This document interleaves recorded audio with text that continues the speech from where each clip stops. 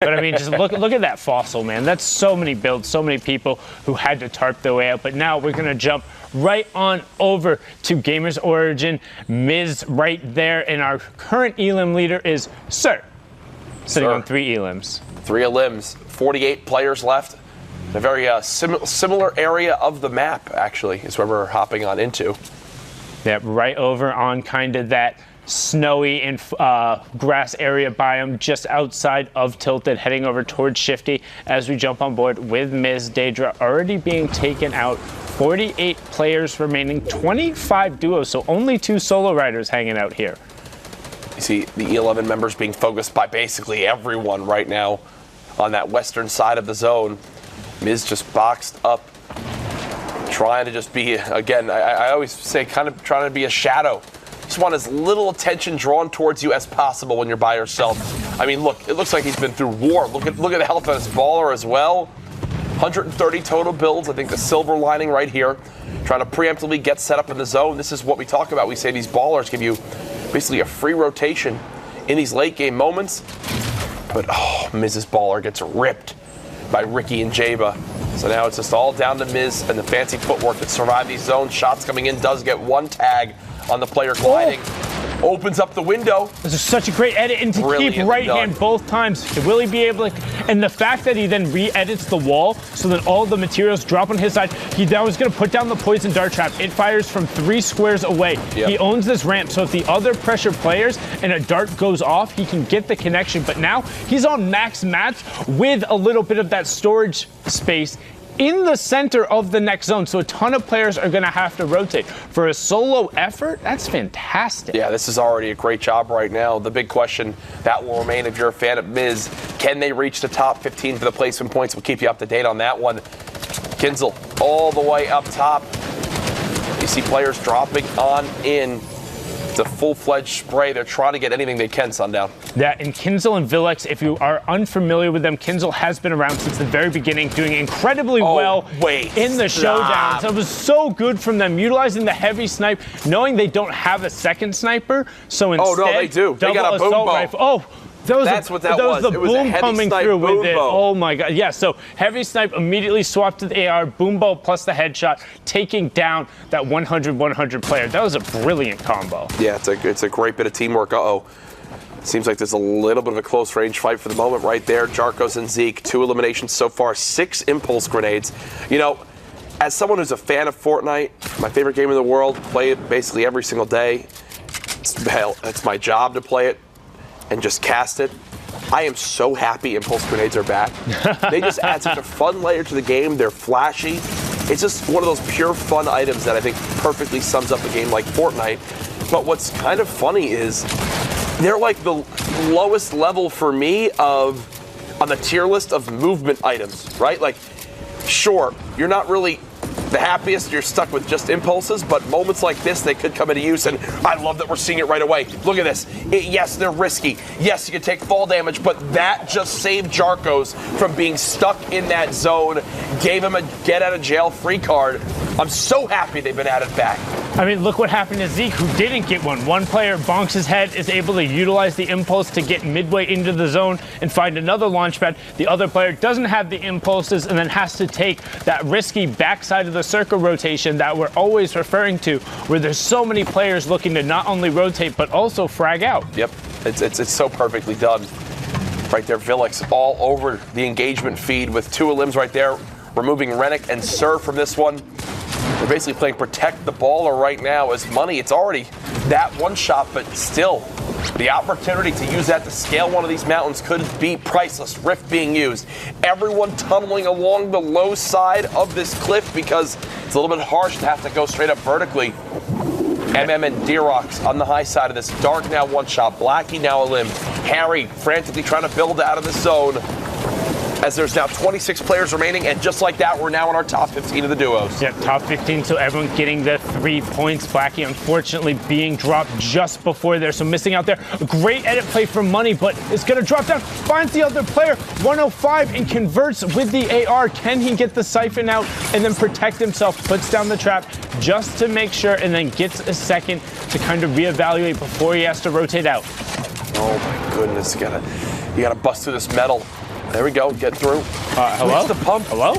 Was that an enemy trap? It was. I think it was. He needs to get that and drop through the floor. Can he do it? The other one's going to fire, and he does. But there's somebody waiting. Again, we talked about the backside of the circle. It's so incredibly hectic, and the players who are ready to fight and on their practice, just like that. Sebas, what? Brilliant reaction time.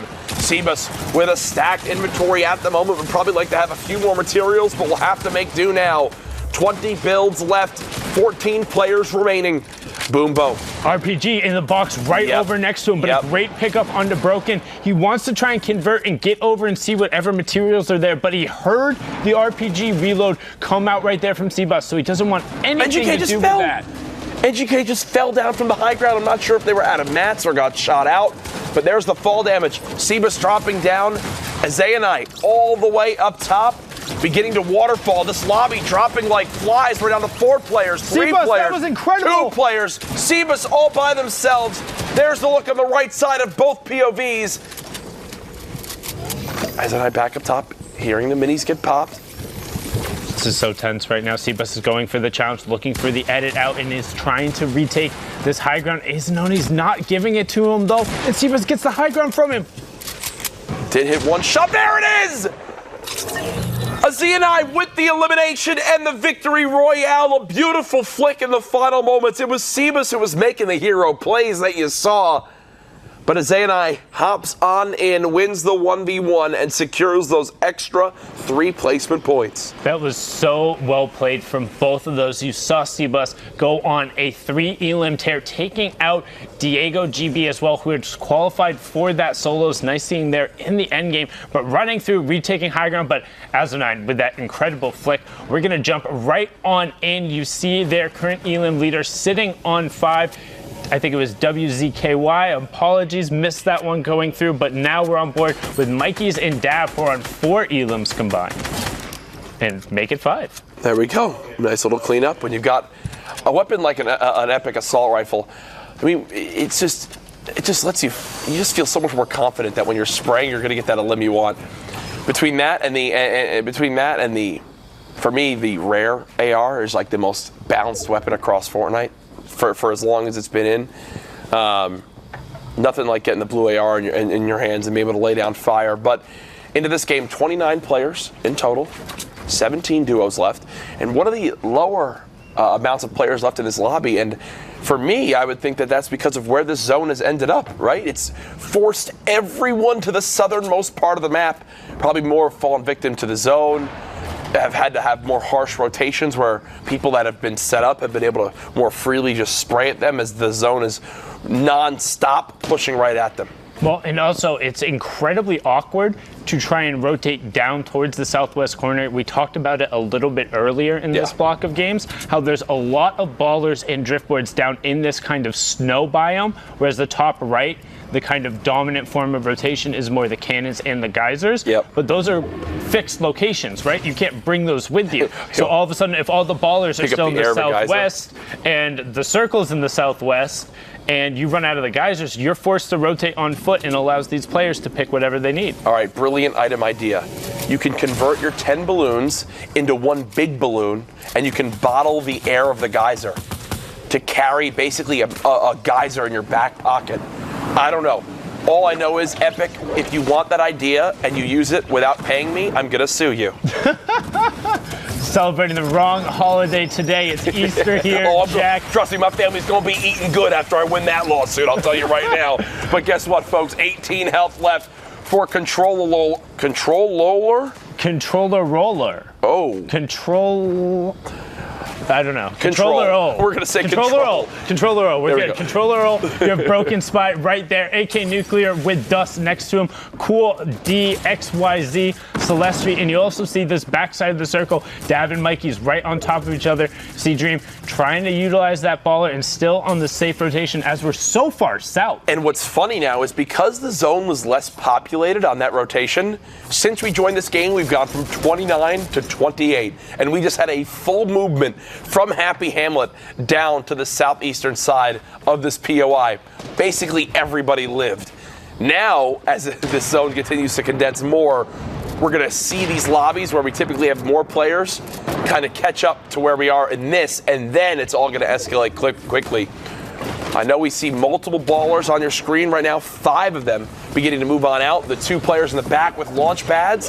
That's how they get away with being that far back in the zone and not having to kind of preemptively move. Yep, you can wait, you know you have that utility, and also all of those baller players, another thing that's going to contribute to how dense these circles are going to be is these baller players aren't using mats to have to pick up these rotations, so when they do get forced out of them and the teamfire eventually comes through or the circle gets too small, then they'll have so many more of these utilities to be able to challenge for the high ground, play defensively, set themselves up to be in a positive position, or catch people rotating out like this as he takes some chip but is able to jump right back into that trusty ball and roll on away.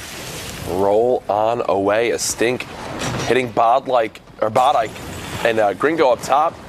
AR and HBN just building on out, playing the high ground for the moment. That's a knock on one. I believe the other just died as well. Quick little cleanup right there. 2 elims for this duo now. They've reached a top 15. So right now this is a 5-point game. So they just got their first couple elims and they just got their first placement points.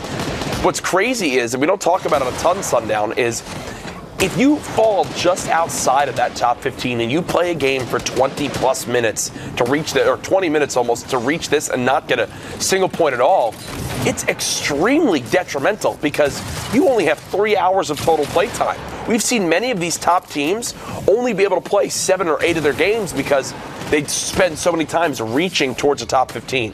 Yeah, you really need to maximize efficiency on the point. So if you drop out and you are playing for the late and hoping to get some of those elimination opportunities later rather than trying to get them early, but you get dropped out in 16th or 17th with no elims, all of a sudden you've been in queue for a little bit of time and then into the match with 0 points to come out of that.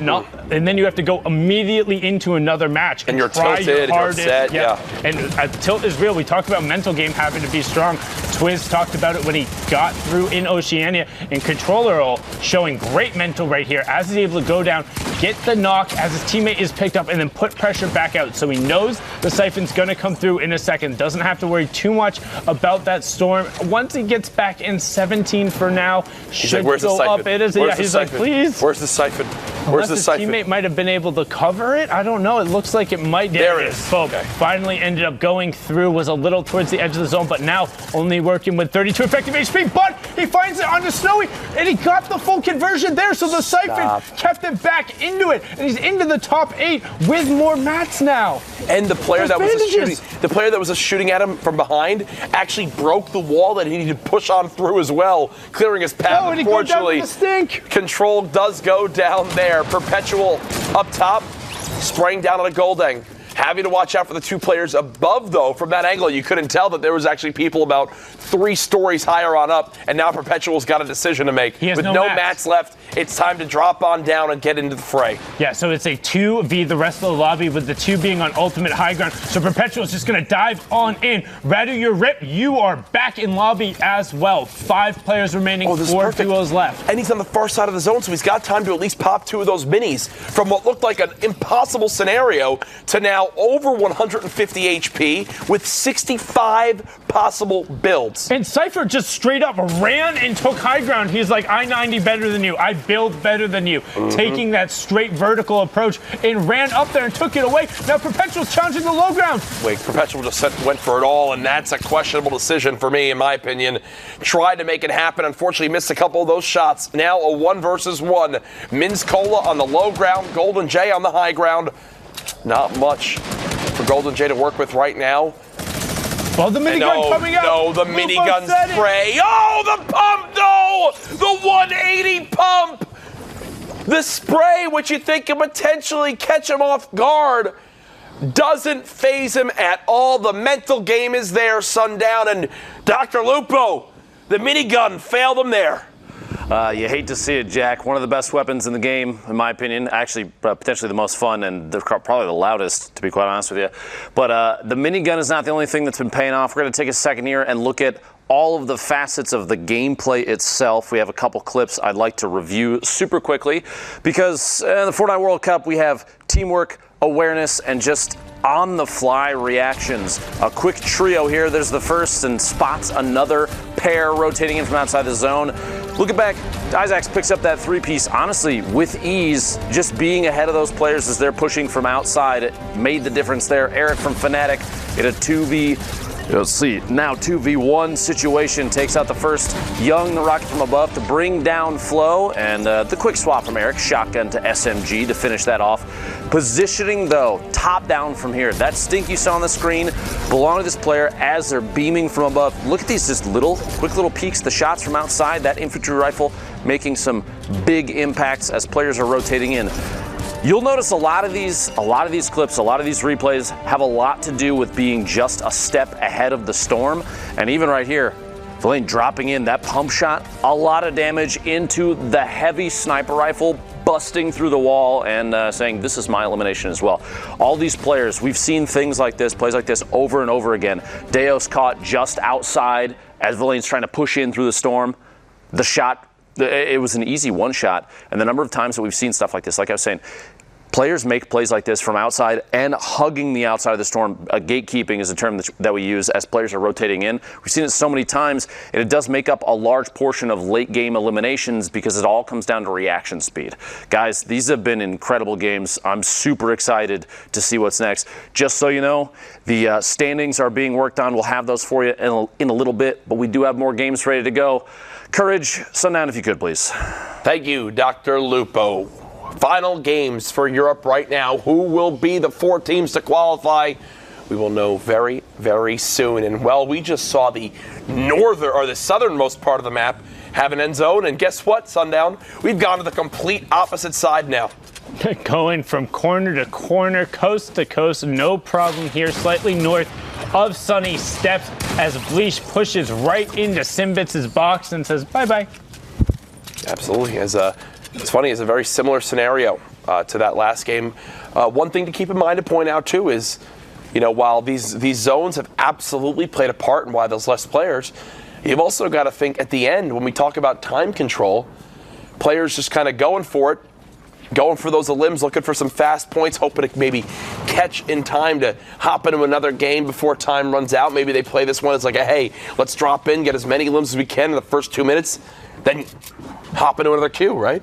Yeah, and just try and like burn your way out through taking many of those fights. But then the issue becomes if you're like, oh, you're in one of those throwaway games, all of a sudden you get 7 elims and a nice loadout. You're like, well, at what point is this not a quote-unquote throwaway game, right? Because you really want to be able to convert that. And another interesting thing there, oh, I apologize, we're not north of Sunny Steps, we're just north of the block here on that side.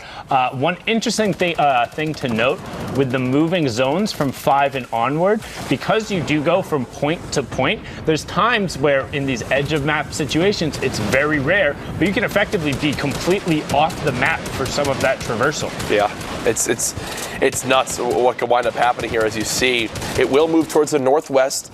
Do want to point out again for the viewers at home, Stormy definitely has over 50 builds.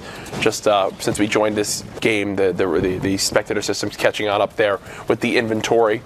But it looks like they'll both hop in their ballers and probably clear on out, as it's time to begin the rotation towards the next zone. 31 players remaining, 19 duos, so already a lot of these teams very, very close to earning those 3 placement points for reaching the top 15. Yes, and if you guys are a little bit new, first, welcome back in. And I know there are some of the issues like Jack was just talking about maybe the toolbar's not updating or the builds, the elim's not going through. It's because we've swapped up a little bit in terms of how we're spectating and jumping into these matches. We're constantly iterating on it as well. And in addition to that, these tools are available to you if you want to check it out. There's generally a post put up on one of the subreddits. I think it's the competitive one where it goes up. So you can check it out, jump into some of these replays, try them out yourself. But we appreciate you guys hanging with us because we just want to catch as much Fortnite action as possible. Oh yeah, I like this format a lot. It's hopping right into the juiciest part of the games. Obviously, there's a couple story aspects you miss out on, but in